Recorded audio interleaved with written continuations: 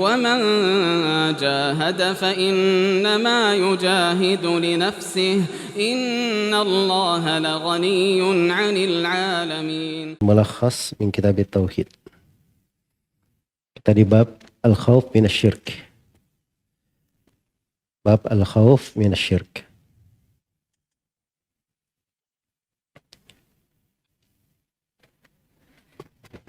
Bab yang ketiga ya kalau di buku panduan.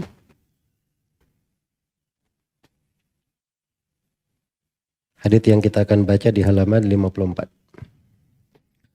Bab al-khawf minasyirki, bab kekhawatiran atau takut kepada kesyirikan. Iya. Maksud dari bab ini sebagaimana yang telah diterangkan adalah penjelasan tentang bahaya kesyirikan supaya seorang itu berhati-hati darinya dan khawatir darinya. Kemudian ada kaitannya dengan pembahasan sebelumnya. Jadi tauhid itu ada hal yang membenarkan dasarnya, disebut aslut tauhid. Dan ada hal yang menyempurnakan tauhid itu. Penyempurnanya itu dua macam. Ada penyempurna yang wajib dan ada penyempurna yang mustahab.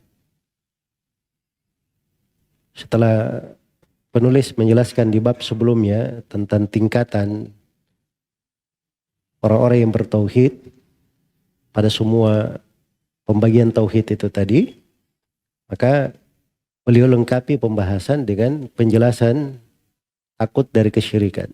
Dan itu dari kesempurnaan tauhid. Sebab seorang yang bertauhid itu tatkala dia tahu bahayanya kesyirikan dan dia mengerti bagaimana kesyirikan ini menjadi fitnah di tengah manusia, dan dia sudah memahami bahwa seorang yang meninggal dalam keadaan berbuat kesyirikan tidak bertobat darinya, tidak diampuni dosa kesyirikannya. Ketika dia paham makna-makna ini, maka itu akan membuat dia takut jangan sampai jatuh di dalam kesyirikan. Khawatir jangan sampai jatuh di dalam kesyirikan. Dan ini terjadi pada Nabi Ibrahim alaihissalam pada dua ayat yang telah disebutkan. Beliau berdoa supaya jangan sampai beliau dan keturunannya jatuh di dalam kesyirikan, supaya mereka dijauhkan dari kesyirikan. Dan ini ada pada Nabi kita Nabi Muhammad SAW. Beliau mengajarkan berdoa jangan sampai kita berbuat kesyirikan dalam keadaan diketahui maupun tidak diketahui. Dan termasuk pendalilannya di sini adalah hadits yang akan kita baca di sini. Ini kekhawatiran Nabi terhadap para sahabat Rasulullah Sallallahu Alaihi Wasallam. Dikatakan di sini oleh penulis rahimahullahu taala,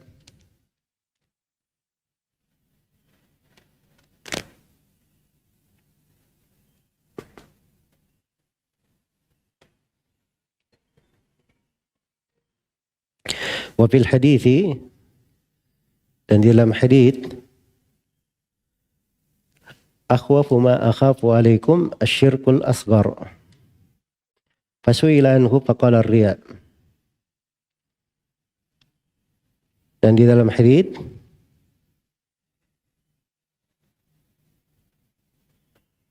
Rasulullah sallallahu alaihi wasallam bersabda, sesuatu yang paling aku khawatirkan terhadap kalian adalah syirik kecil. Ketika ditanya tentang syirik kecil itu, beliau menjawab riya. Beliau menjawab riya. Iya. Kata Syekh Hafizahullah, wa fil hadits ay al hadits alladhi rawahu al Imam Ahmad at-Tabarani wa Ibnu Abi Dunya wal Baihaqi. Di dalam hadits, maksudnya hadits yang diriwayatkan oleh Imam Ahmad bin Muhammad bin Hanbal dalam kitab Al-Musnad. Wa Tabarani namanya Sulaiman bin Ahmad bin Ayyub Abul Qasim Tabarani Al-Lakhmi. Kalau dikatakan diriwayatkan oleh Tabarani, itu asal penggunaannya di kalangan ahli hadits kepada bukunya Al-Mu'jam Al-Kabir. Ibnu Abi Dunya namanya Muhammad bin Abdullah Ibnu Abi Dunya. Wal Baihaqi atau Abdullah bin Muhammad ya. Al-Baihaqi nama beliau Ahmad bin Husain. Ahmad ibn Husain Abu Bakar Al-Baihaqi. Kalau dikatakan Al-Baihaqi itu biasanya di buku beliau As-Sunanul Kubra. Buku beliau As-Sunanul Kubra. Dan ini hadits dari sahabat yang mulia Mahmud ibn Labid radhiyallahu anhu. Sahabat muda. Ya, sahabat muda. Beliau menghafal beberapa hadits dari Nabi, termasuk ketika Nabi SAW berwudu lalu berkumur-kumur dengan air wudunya, kemudian sisa wudu beliau itu dipercikkan kepada Mahmud ibn Labid. Nah, itu dia dengar dan dia dalam keadaan masih kecil waktu itu. Beliau alami dalam keadaan beliau masih kecil. Kemudian di bahasa yang disebutkan di sini oleh Nabi SAW dalam hadits ini, akhwafu ma akhafu alaikum. Kata Syekh, asyaddu khawfan akhafuhu alaikum. Ya, kalau dikatakan akhwafu itu isim tafdil, artinya sesuatu yang paling saya khawatirkan. Ya, kalau bilang antum tayyib itu artinya apa? Baik kan? Tapi kalau atyab artinya yang paling baiknya. Hasanun apa artinya hasan? Bagus. Kalau paling bagusnya ahsan. Fadlun keutamaan. Kalau paling utama namanya afdal. Kabir artinya apa? Besar. Tapi kalau paling besar disebut akbar. Nah, begitu. Sampai di sini akhwafu, hal yang saya paling khawatirkan. Hal yang paling saya khawatirkan. Ya, perhatikan ini bahasanya kan, Nabi mengkhawatirkan siapa? Yang dibicarai dalam hadits ini siapa? Para sahabat Rasulullah Sallallahu Alaihi Wasallam, generasi terbaik di tengah umat ini. Orang yang paling bagus keimanannya. Bersamaan dengan itu, Nabi khawatirkan. Itu yang paling beliau khawatir atas mereka. Ya, kalau mereka saja dikhawatirkan, apalagi kita. Baik. Itu suatu yang sangat saya khawatirkan bila menimpa kalian. Kemudian ar-riya. Riya kata beliau idharul ibadati liqasdi ru'yatin nasilaha fayahmadunahu 'alaiha. Adalah menampakkan ibadah dengan maksud agar orang-orang dapat melihat ibadah itu, sehingga mereka memujinya atas ibadah tersebut. Ini definisi riya ya. Dan riya ini akan datang satu bab khusus penjelasan oleh penulis rahimahullahu ta'ala. Dan kita akan merinci di tempatnya nanti bahwa riya itu ada dua jenis. Ada riya pembatal keislaman, itu riyanya kaum munafikin, riya pada segala amalan mereka. Dan ada riya masuknya ke syirik asgar. Inilah yang disebut di sini oleh Nabi, syirik kecil. Riya masuk ke syirik asgar. Itu riya yang terjadi pada sebagian ibadah. Kadang masuk padanya ibadah itu dia ingin dilihat oleh manusia. Dia mempercantik, memperbagus ibadahnya, ingin dilihat oleh manusia. Baik. Kata beliau, hafizahullah, al-ma'na al-ijmaliyu lil hadith. Mana hadith secara global. Di halaman 54 ya, dari buku panduan. Kata beliau, likamali syafaqatihi sallallahu alaihi wasallam wa rahmatihi bi ummatihi wa nushihi lahum bihaitsu lam yatruk khairan illa dallahum alaihi wa la syarran illa haddarahum minhum. Kata Syekh, karena kesempurnaan belas kasih dan sayang Nabi sallallahu alaihi wasallam kepada umatnya, serta kesempurnaan. Nusuh. Ya. Nusuh itu ketulusan ya. Ketulusan dari kata nasihat. Dari kesempurnaan ketulusan beliau kepada umat, maka tidak ada suatu kebaikan apapun kecuali pasti beliau telah menunjukkan hal itu kepada umatnya. Dan tidak ada suatu kejelekan kecuali pastilah beliau telah memperingatkan umatnya dari bahaya kejelekan itu. Wa min asy-syarri alladhi haddara minhu adh-dhuhuru bi madhharil ibadati liqasdi tahsili thana'in nas li'annahu syirkun fil ibadah. Kata beliau di antara kejelekan yang Rasulullah sallallahu alaihi wasallam peringatkan adalah penampilan yang menampakkan ibadah kepada Allah dengan maksud untuk mendapatkan pujian dari manusia. Itulah riya namanya. Dia tampakkan ibadah kepada Allah. Lahirnya ibadah ya, sedang sholat, bersedekah, puasa. Tapi maksudnya supaya dia dilihat oleh orang. Disanjung, dipuji, dibicarakan. Nah itu nasallallahu alaihi, itu namanya apa? Riya. Suatu yang tersembunyi, kadang terselip di lurung-lurung hati orang. Iya. Akan kadang ada riya yang lebih tersembunyi lagi. Ya. Tersembunyi lagi. Karena itu Ibnu Rajab sebutkan tentang orang yang dia sholat ya. Biasa sholat sunnah. Terus suatu hari dia tinggalkan sholat sunnahnya. Di masjid. Dia lakukan sholatnya di mana? Di rumah. Kenapa? Katanya karena takut riya dilihat oleh manusia. Kata Ibnu Rajab, itulah riya namanya. Itulah riya. Kenapa? Karena dia sudah meninggalkan sesuatu berdasarkan apa? Pandangan manusia. Walaupun konteksnya seakan-akan dia sedang apa?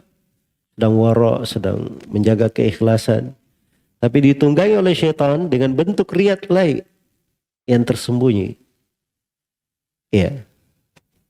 Ini bahayanya riya ini. Baik, kita akan terangkan nanti di pembahasan riya tentang ketentuannya ya. Bahayanya serta pembagian-pembagiannya, bentuk-bentuknya. Kata beliau, li'annahu syirkun fil ibadah. Ya. Karena riya ini termasuk dalam syirik. Termasuk kepada syirik dalam ibadah. Wa huwa wa in kana syirkan asghara fa khataruhu 'azim. Li'annahu yuhbitul amal alladhi qaranahu.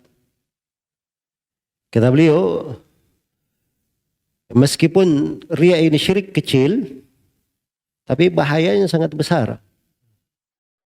Bahayanya sangat besar. Kenapa? Karena hal tersebut bisa membatalkan amalan yang disertainya. Ya, kalau misalnya seorang sholat subuh, dimasuki oleh riya, sholat subuhnya batal. Dia bersedekah misalnya, ingin dilihat orang, sedekahnya batal. Amalan yang dia lakukan itu batal. Tapi yang lainnya dari amalannya tidak.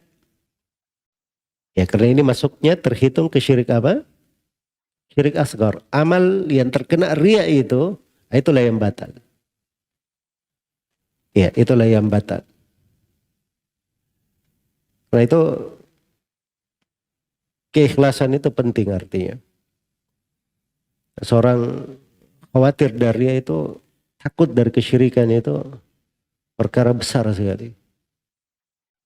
Perkara besar. Makanya Nabi Ibrahim alaihissalam, Nabi Muhammad sallallahu alaihi wasallam, para sahabat, itu mereka punya doa-doa permohonan kepada Allah dengan sangat supaya dijaga di atas tauhid, dihindarkan dari apa? Kesyirikan. Padahal mereka sudah memiliki sebab yang terbaik untuk bertauhid dan menghindarkan diri dari kesyirikan. Sebab mereka sudah berilmu. Mereka mempelajari tauhid, menjalankan mana-mana keimanan dan konsekuensinya di tengah manusia. Mengajarkan manusia tauhid. Nah, itu kan hal-hal yang sebenarnya membuat hati itu menjadi bersih. Tapi bersama dengan itu semua, mereka juga masih memohon kepada Allah. Dihindarkan dari riya ini. Baik. Kemudian dikatakan di sini oleh Syekh, walamma kanatin nufusu majbulatan ala mahabbatir riasati wal manzilati fi qulubil khalq illa man sallama Allahu kana hadha akhwafa ma yukhafu ala salihin liquwwatid da'i ilaihi bi khilafid da'i ila syirkil akbar li'annahu imma ma'dumun fi qulubil mu'minin al-kamilin wa imma dhaifun. Ini sudut bahayanya lain ya. Kenapa syirik asghar ini dikatakan yang paling dikhawatirkan? Karena jiwa-jiwa itu ya, karena jiwa dan tabiat manusia itu senang kepada kepemimpinan, senang kepada kedudukan. Itu menghiasi di hati-hati manusia. Kecuali orang-orang tertentu dari kalangan as-salihin, orang-orang salih. Ya, dan kadang sebagian orang salih juga di hatinya itu ada bentuk dari ingin cinta kedudukan, cinta kepemimpinan. Tapi dia tidak sadari hal itu. Makanya kata sebagian salaf, akhirud da' yakhruju min qulubis salihin hubbur riasa. Akhir penyakit yang keluar dari hati orang-orang salih, kalau dia bersungguh-sungguh membersihkan hatinya, yang paling terakhir keluar itu cinta ketenaran. Cinta ditokohkan. Ya. Cinta dianggap orang. Wah, ini subhanallah fitnahnya besar sekali. Fitnahnya besar sekali. Jadi jiwa itu tatkala senang seperti itu, makanya inilah kesyirikan ini, riya ini menjadi hal yang paling dikhawatirkan oleh Nabi SAW terhadap orang-orang yang salih. Ya, karena kuatnya dorongan untuk hal tersebut. Berbeda dengan syirik akbar ya. Yang boleh jadi dorongan itu tidak ada di hati orang-orang mukmin yang sempurna, atau dorongan tersebut lemah kalaupun ada. Yang syirik akbar itu kan orang sudah tahu syirik akbar. Ya. Umumnya kan begitu, kalau dia mukmin bagus tauhidnya, syirik akbar, oh ini pembatal keislaman, jangan didekati. Jadi syirik akbar itu kadang jelas, terang. Kalaupun ada dia lemah. Tapi kalau riya ini tersembunyi. Ditambah lagi hati orang senang. Senang dipuji, senang ditokohkan. Akhirnya menjadilah dia hal yang sangat dikhawatirkan oleh Nabi SAW. Ini juga perlu kita pahami ya, bahwa ada hal-hal berjalan di tengah kita. Kita akrab dengannya, familiar terhadapnya. Tapi boleh jadi hal-hal tersebut musuh yang berbahaya untuk kita. Hal yang harus kita hadapi. Itu yang menjadi masalah sebenarnya. Itulah ujian kita di masa ini. Di masa ini banyak ya dosa-dosa, kesalahan, subhanallah. Andai kata itu terjadi di masa para sahabat Nabi SAW, itu luar biasa sikap mereka mengingkarinya. Karena itu kata Anas bin Malik radhiyallahu taala anhu, ya, kunna na'uddu, kata kata Anas, kami menghitung itu, atau beliau berkata kepada para tabi'in di masanya, innakum lata'amaluna a'malan ya adaku fi ayunikum minasy-sya'r wa in kunna lana'udduha ala ahdi Rasulillah sallallahu alaihi wasallam minal mubiqat. Kalian ini, wahai para tabi'in, kalian berbuat amalan-amalan di mata kalian lebih tipis dari rambut, kecil sekali. tipis dari rambut. Tapi amalan itu di kalangan kami di masa Nabi Shallallahu Alaihi Wasallam, sungguh kami menghitungnya dari dosa yang menghancurkan. Itu ucapan Anas di masa generasi terbaik kedua, generasi tabi'in. Bagaimana pula kalau kita hidup di masa sekarang? Hah? Orang LGBT saja ditampilkan di layar-layar televisi, dipasar di media-media, dianggap sebagai hal yang biasa. Na'udzubillah. Ini satu dosa ya, dosa besar. Ya. Dosa dalam bentuk menampakkan aurat, dalam bentuk gerakan-gerakan orang-orang fasik dipertontonkan. Dijadikan sebagai sebuah apa? Tren dan kebiasaan. Iya. Bisa laris di mana-mana. Cepat. Itu dosa-dosa besar. Belum lagi kita hitung pada dosa-dosa yang terkait dengan kesyirikannya. Betapa banyak kesyirikan yang terjadi. Syirik akbar. Kadang terjadi. Dianggap sebagai hal yang baik. Jadi fitnah di masa ini harus kita pahami ya, kita hidup ini di sebuah masa, jangan kita anggap bahwa kita boleh bersantai-santai dengan agama kita di masa ini. Kita harus selalu bermohon kepada Allah keteguhan, belajar dengan baik, untuk mengenal nikmat keteguhan di atas sunnah dan agama. Dan kita harus berlindung kepada Allah Subhanahu wa Ta'ala dari keburukan yang seperti ini. Baik, dikatakan oleh Syekh di sini, munasabatul hadits lil bab anna fihi al-khawfa min asy-syirk al-asghar kama anna fil ayataini qablahu al-khawfa min asy-syirk al-akbar wal babu syamilun lin naw'aini. Kata Syekh hafizahullah, ya, hubungan antara hadits dan bab, bahwa pada hadits terdapat dalil akan kekhawatiran terhadap syirik kecil, sebagaimana pada dua ayat sebelumnya juga terdapat dalil akan kekhawatiran terhadap syirik akbar, syirik besar. Maka bab ini mencakup dua jenis kesyirikan. Di bab ini takut dari kesyirikan, semua jenis syirik, besar maupun kecil. Hanya saja hadits ini kekhawatiran Nabi takut kepada syirik kecil. Dan syirik kecil yang dimaksud adalah apa? Adalah riya. Makanya pakai alif lam di situ, ar-riya, karena riya tertentu yang sifatnya syirik kecil. Dan saya sudah turunkan tadi bahwa ada jenis riya lain, itu masuknya syirik akbar. Itu riyanya kaum munafikin. Riya dalam seluruh amalan mereka. Apa saja dia lakukan riya.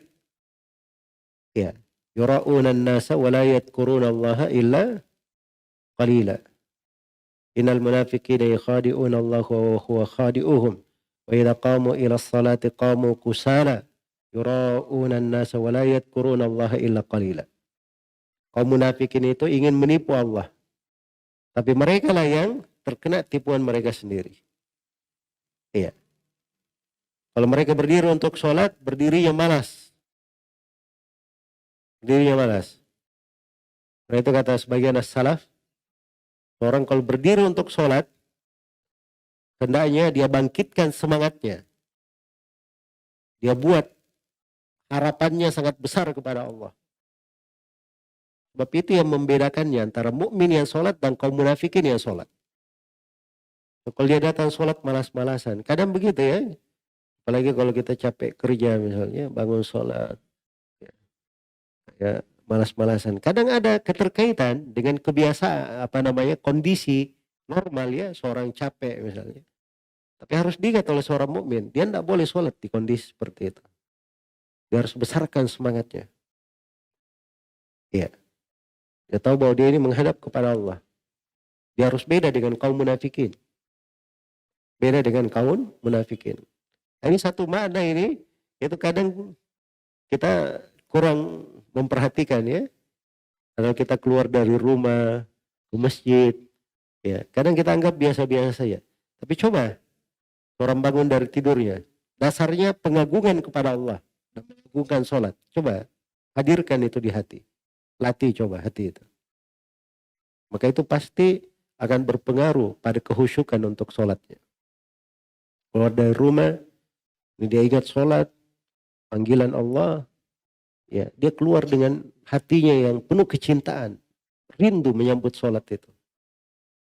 Ya, dan itulah yang kadang membuat seorang itu dia lebih sempurna untuk menjaga sholatnya.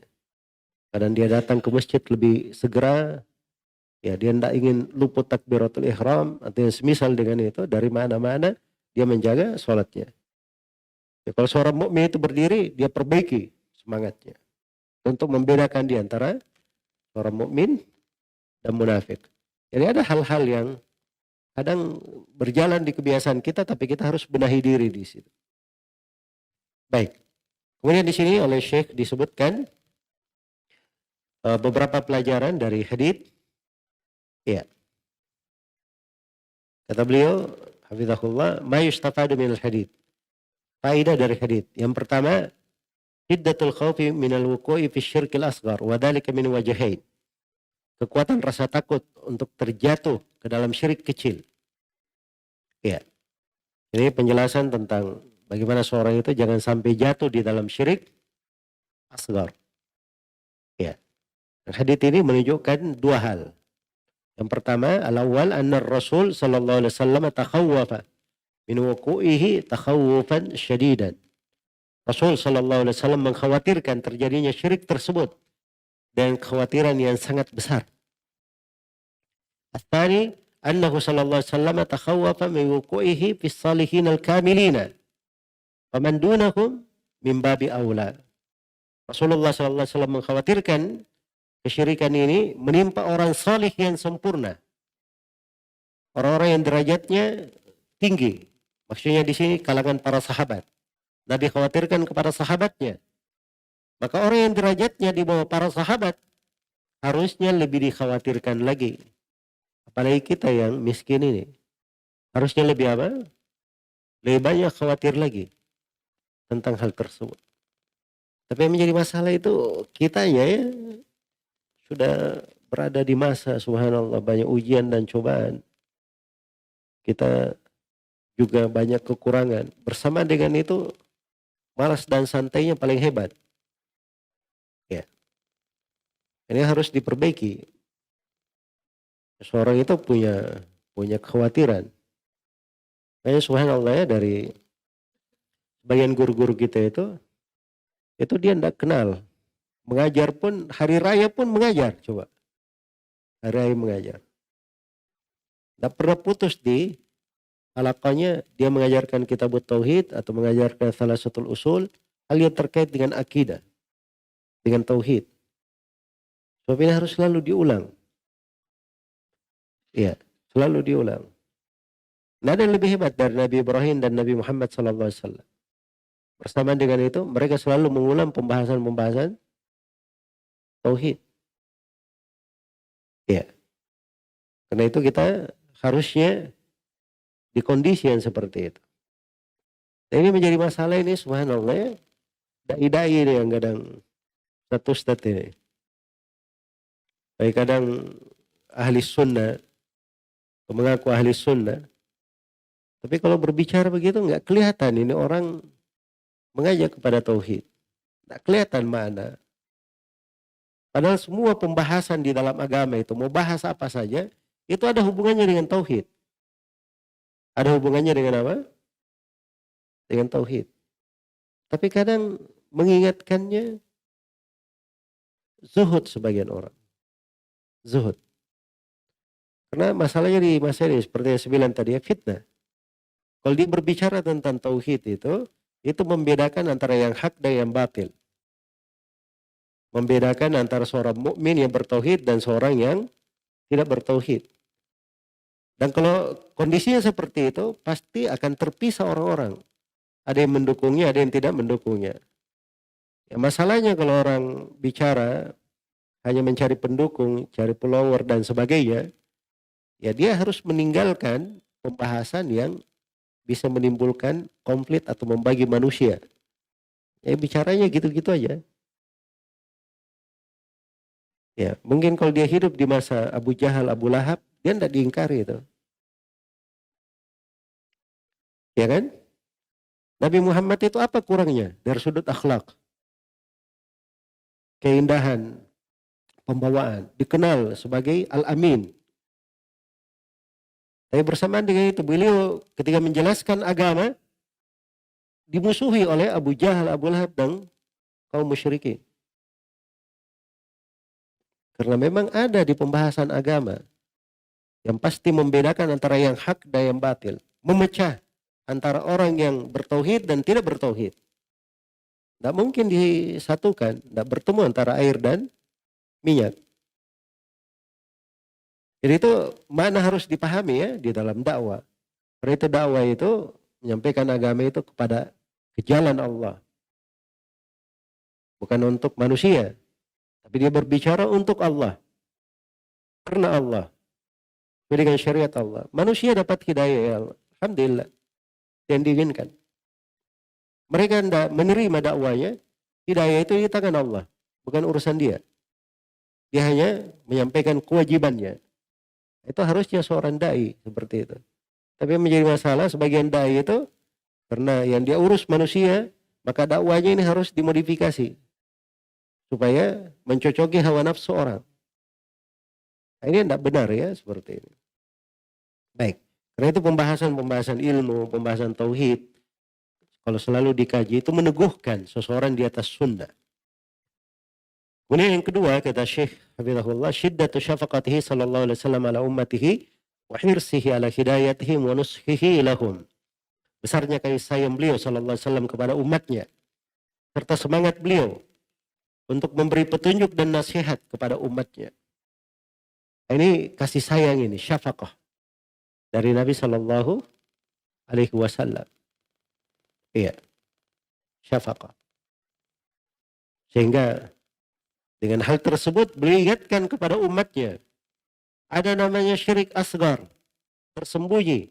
Itu saya sangat khawatirkan atas kalian. Iya. Itu namanya kecemburuan terhadap tauhid. Seorang kalau dia punya cemburu, biasanya ada sesuatu, dia peka. Kenapa kamu begini? Kenapa begini? Nah, itu kan ada kecemburuan namanya. Tapi kalau tidak ada kecemburuan di hatinya, terjadi kemungkaran pada keluarganya di tengah manusia, dia biasa saja. Cuek dengan hal itu. Itu dari kelemahan keimanan namanya. Tapi kalau kecemburuan terhadap tauhid, itu ada sifatnya orang-orang bertauhid. Jangan sampai hewan lebih bagus daripada kita ya. Iya. Ini bahasa kadang sebagian orang kaget juga kalau saya bilang. Jangan sampai hewan lebih baik daripada kita di pembahasan tauhid. Kenapa? Karena burung hut-hut itu ketika dia pergi ke negeri Sabah, dia lihat orang-orang sujud ke matahari.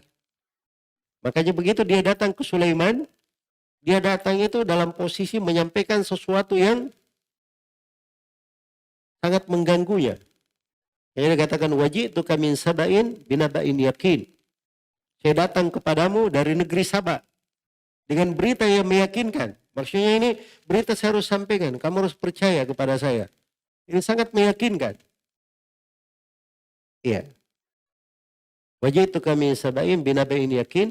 Inni wajadtu imra'atan tamlikuhum wa utiyat min kulli syai' walaha arsyun azim wajadtuha wa qaumaha yasjuduna lisyamsi min dunillah. Saya temukan di negeri Sabah itu ada seorang perempuan yang memimpin mereka. Ya. Dan dia punya segala kemegahan dunia, segala hal dari dunia. Dan punya singgasana yang besar. Saya dapatkan perempuan ini dan kaumnya sujud ke matahari. Itu masalahnya Uhud. Yang bikin dia menyampaikan laporan ke Sulaiman, itu masalahnya. Mereka sujud kepada matahari selain daripada Allah. Allah yasjudu lillah, kata Uhud. Tidakkah harusnya mereka sujud untuk Allah saja? Itu tauhid. Ini burung ini ya. Ekor burung. Tapi subhanallah paham tauhid. Iya. Jangan sampai burung Uhud ini lebih utama dari kita. Dan memang kenyataannya burung hudhud lebih utama dari banyak manusia. Dalam pembahasan apa? Dalam masalah tauhid ini. Iya. Hudhud itu hanya memikirkan sesuatu. Allah yasjudu lillah. Alladhi yukhrijul khaba'a fis samawati wal ard. Wa ya'lamu ma tusirruna wa ma tu'linun. Allahu la ilaha illa huwa rabbul arsyil karim. Tidakkah harusnya mereka sujud kepada Allah yang mengeluarkan apa yang tersembunyi di langit dan di bumi. Maksudnya rezeki dari langit dan bumi itu Allah yang mengeluarkan. Burung kan dia kenalnya dapat rezeki hujan dari langit. Tumbuhan tumbuh dia makan. Dia tahu bahwa itu yang melakukannya semua hanya Allah. Harusnya kan kita sujud hanya kepada Allah. Kan begitu. Nah, itu subhanallah ya. Itu ucapannya hudhud. Kepada makhluk. Ekor burung. Tapi mengerti dari pembahasan tauhid ini. Kayak Nabi SAW itu orang yang paling sempurna kasih sayangnya, kecemburuannya terhadap tauhid. Ya. Ada yang berucap sesuatu keliru, Nabi langsung perbaiki, diluruskan, ditegur. Ada hal yang kurang layak misalnya, Nabi tunjukkan kepada hal yang paling afdalnya, paling utamanya. Yaitu kesempurnaan kasih sayang Nabi SAW untuk umatnya. Kemudian yang ketiga, anna syirka yang qasimu ila akbar wa asgar. Al-akbaru ayusawya ghairallahi billah bima huwa min khasaisillah wal asgaru huwa ma'ata fin nususi annahu syirkun walam yasil ila haddil akbar. Ya. Kemudian kata beliau, ini hadits juga menunjukkan bahwa kesyirikan terbagi menjadi dua. Syirik akbar dan syirik apa? Asgar. Ini pentingnya hadits ini ya. Nah hadits ini dari dalil yang menunjukkan bahwa syirik itu ada dua. Ada syirik kecil dan ada syirik apa? Syirik besar. Syirik besar. Akbar dan asgar itu bertemu pada suatu hal. Sama-sama syirik, kan begitu. Kalau syirik itu definisinya itu adalah menyetarakan selain Allah dengan Allah pada hal yang merupakan kekhususan Allah. Itu sama-sama kesyirikan. Tapi kalau syirik asgar, itu ada tambahannya. Syirik asgar itu ada di dalam nas yang menunjukkan bahwa dia tidak sampai kepada syirik akbar. Seperti di sini nasnya ya, Nabi berkata syirik asgar, itu kan tegas. Atau Nabi misalnya menegur para sahabat, ada yang bersumpah dengan selain nama Allah misalnya. Beliau berkata itu syirik, kesyirikan. Tapi Nabi tidak berkata kepadanya, kamu ulangi keislamanmu, bersyahadat. Itu menunjukkan syiriknya bukan apa? Bukan syirik akbar. Dikata syirik akbar, pasti akan diperintah untuk bertobat dan bersyahadat, kan begitu. Ya. Tapi begitu tidak terjadi, itu menunjukkan itu bukan syirik apa? Bukan syirik akbar. Inilah rincian dari syirik-syirik kecil ini ada di dalam kitab tauhid ini. Ini mengajari kita mana syirik akbar, mana syirik asgar, supaya kita tajam, peka di dalam melihat. Kemudian Syekh di sini membawakan 3 bentuk perbedaan antara syirik akbar dan syirik apa? Syirik asgar. Kata beliau, wal farqu bainahuma, perbedaan antara keduanya, antara syirik akbar dan syirik asgar, annal akbar yuhbitu jami'al amal, wal asgar yuhbitul amal alladhi qaranahu. Syirik besar itu membatalkan seluruh amalan. Sedangkan syirik kecil hanya membatalkan amalan yang sedang dikerjakan. Itu perbedaan yang pertama. Kalau syirik akbar, ada yang berbuat syirik akbar, habis seluruh amalannya. Amalan yang dia lakukan saat itu, amalan sebelumnya, semuanya habis.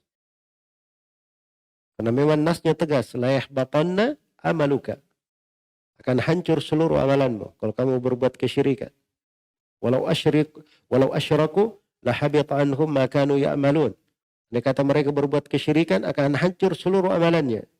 Wa qadimna ila ma amilu min amalin faja'alnahu haba'an manthura. Kami hadapi amalan yang mereka lakukan, lalu kami jadikan amalannya bagikan debu yang berterbangan. Semua amalannya hancur. Itu syirik akbar. Tapi kalau syirik asgar, dia hanya menghancurkan amalan yang dikerjakan saja. Amalan yang terkena Syirik kecil itu saja yang hancur. Ya. Faman asyraka ma'iya ghairi taraktuhu wa syirka. Tegas dalam hadits. Nabi SAW, siapa yang berbuat kesyirikan bersamaku dalam ibadah kepadaku, maka aku tinggalkan dia dan kesyirikannya. Ya, kesyirikan yang dimasuki itu ditinggalkan. Ditinggalkan akan hancur. Itu perbedaan yang pertama. Perbedaan yang kedua, annal akbara yukhalladu atau yakhludu sahibuhu finnar wal asghara la yujibul khuluda finnar. Kalau syiriknya syirik akbar, itu menjadikan pelakunya kekal di neraka. Sedangkan kalau syiriknya syirik asgar, itu pelakunya tidak kekal di neraka. Itu perbedaan kedua ya. Syirik akbar, pelakunya kekal dalam neraka. Syirik asgar, dia disiksa sesuai dengan kadar dosanya. Sebab dia masih bertauhid, masih ada keabsahan tauhidnya ada, aslut tauhid ada. Maka dia pasti akan dikeluarkan dari neraka. Perbedaan yang ketiga, annal akbar yang kulu anil millah wal asgar la yungkilu atau la yangkulu anil billah. Ya, perbedaan yang ketiga bahwa syirik akbar itu menjadikan pelakunya keluar dari Islam, sedangkan syirik kecil tidak menjadikan pelakunya keluar dari Islam. Baik. Ketiga perbedaannya, masih ada perbedaan-perbedaan lain. Ya, seperti misalnya kalau syirik akbar itu, kalau dia terkait dengan negara, orang yang melakukannya itu halal darah dan hartanya. Tapi kalau syirik asgar tidak seperti itu. Tidak menghalalkan darah, tidak menghalalkan harta. Baik. Ini mungkin yang bisa dikaji untuk pertemuan di pagi hari ini.